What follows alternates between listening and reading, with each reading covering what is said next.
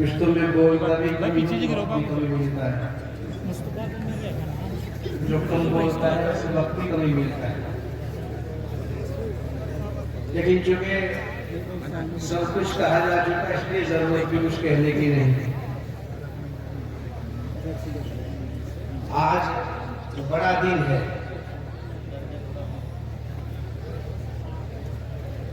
ہم جب بچپن میں سنتے تھے بڑا دن تو اشکال ہوتا تھا کہ اسے بڑا دن کیوں کہتے ہیں، یہ تو سال کا بہت چھوٹا سا دن ہے، لیکن معلوم یہ ہوا کہ دن چھوٹے ہوتے ہوتے جب 1 منٹ پڑتی ہے تو اسے بڑا دن کہہ دیتے ہیں، لیکن آج حقیقت میں بہت بڑا دن ہے۔ اس اعتبار سے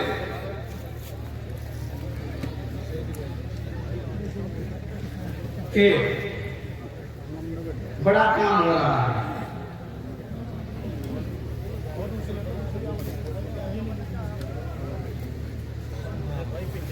سب کو معلوم ہے کہ بڑا کام کیا ہو رہا ہے، اور ہمیں امید ہے کہ یہ کام بہت جلدی بائے تکمیل کو پہنچے گا۔ وجہ اس کی کہ اس کے قائم اس کام کو لے کر چلنے والے وہ شخص ہیں جو صحیح وقت پر صحیح فیصلہ کرتے ہیں، مناسب وقت پر صحیح فیصلہ کیا گیا ہے کہ یہاں بھی لڑکیوں کا اسکول ہونا چاہیے۔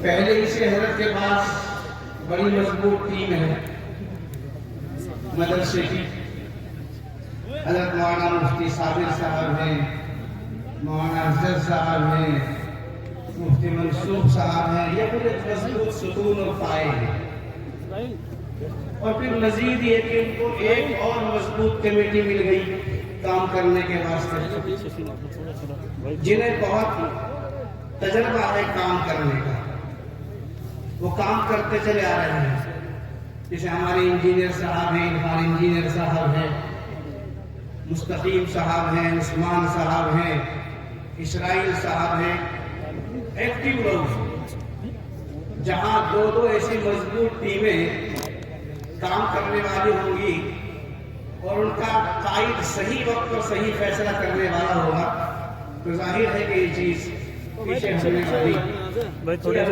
نہیں ہے۔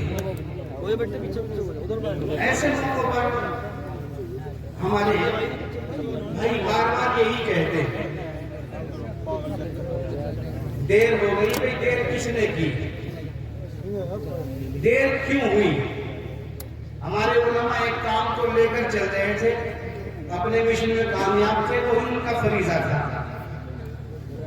جن لوگوں نے دیر کی ہو اس کے ذمہ دار وہ لوگ ہیں۔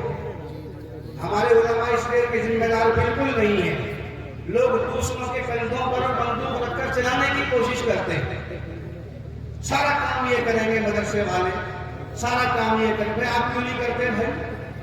آپ بھی تو سروس میں ہیں، آپ بھی تو ڈاکٹر ہیں، آپ بھی تو انجینئر ہیں، آپ بھی تو وکیل ہیں، آپ نے کیوں نہیں کیا؟ کس نے منع کیا کسی کو کام کرنے سے؟ اور پھر بڑی غلطی یہ ہے کہ اپنی بات کو ثابت کرنے کے لیے ایک موضوع حدیث کو بنیاد بناتے ہیں۔ حدیث موضوع ہے، حدیث کا وجود ہی نہیں ہے۔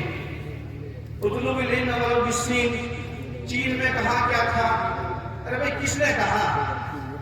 خود ہی حدیث گھڑ لی، خود ہی اس پر ایک بنیاد قائم کر دی۔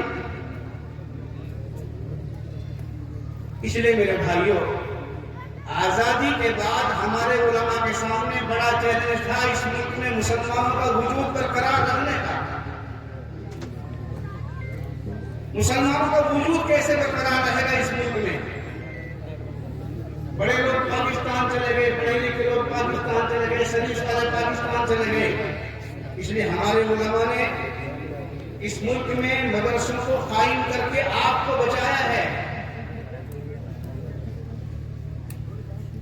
اس کی تو فکر سب کو ہو رہی ہے کہ مدرسوں میں اسکول نہیں ہے، اسکول ہونے چاہیے، جا جا کے مدرسوں میں تاکید کی جا رہی ہے اسکول قائم کرو، اسکول قائم کرو۔ ارے جو بچے اسکول پڑھ رہے ہیں سورہ فاتحہ ان کو یاد ہے، اس کے لیے کون کوشش کرے گا؟ کس نے کوشش کی اس کے لیے؟ جمعیت علماء ہند کوشش کر رہی ہے اس کے لیے، مکاتب قائم کرنے کی کوشش۔ ان بچوں کے لیے جو اسکول جا رہے ہیں ان کا 1 گھنٹہ مانگ رہے ہیں، گھنٹہ دینے کو تیار نہیں۔ ہم نے پڑھا ہے کتاب میں کہ پرانے زمانے میں ایک وہ شخص جو نحو جانتا تھا، ایک وہ جو منطق جانتا تھا، ایک وہ جو فلسفہ جانتا تھا، گھومنے کے لیے کشتی میں بیٹھے اور سیر کر رہے ہیں دریا کی۔ آج کے زمانے میں یوں کہہ سکتے ہیں، معافی کے ساتھ کہوں گا، کہ ڈاکٹر صاحب تھے، انجینئر صاحب تھے، وکیل صاحب تھے، نوجوان تھے، کشتی چلانے والا ملاح بزرگ آدمی تھا۔ ڈاکٹر صاحب نے پوچھا، کشتی چلا رہے ہو تو ڈاکٹری سیکھی کہ نہ جی؟ تم نے زندگی برباد کر دی۔ اچھا بھائی۔ وکیل صاحب نے پوچھا، ارے وکالت سیکھی کہ نہ جی؟ تم نے زندگی برباد کر لی اپنی۔ ماسٹر صاحب نے پوچھا، ماسٹری پڑھی کہ نہ جی؟ زندگی برباد کر دی۔ کشتی پہنچ گئی بیچ دریا میں، یوں ہلنے لگی کشتی، کہنے لگے ڈاکٹر صاحب تیرنا سیکھا کہ نہ جی؟ وکیل صاحب تیرنا سیکھا کہ نہ جی؟ انجینئر صاحب تیرنا سیکھا نہ جی؟ کہ کشتی ڈوب رہی ہے میں تو چلا۔ تم نے زندگی برباد کر لی ہے، سب کچھ برباد کر لیا۔ تو سب کچھ بن جائیں گے، آخر مسلمان کیسے باقی رہیں گے؟ کیا یہ مدرسے ضروری نہیں ہے؟ یہ کہا جاتا ہے کہ چندے ہو رہے ہیں، مدرسے کھل گئے۔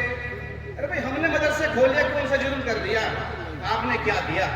ہمیں کوئی یہ بتائے کہ میں نے یہ کیا، جب مانیں گے بات ہم آپ کی۔ اللہ آپ کو جزائے خیر عطا فرمائے۔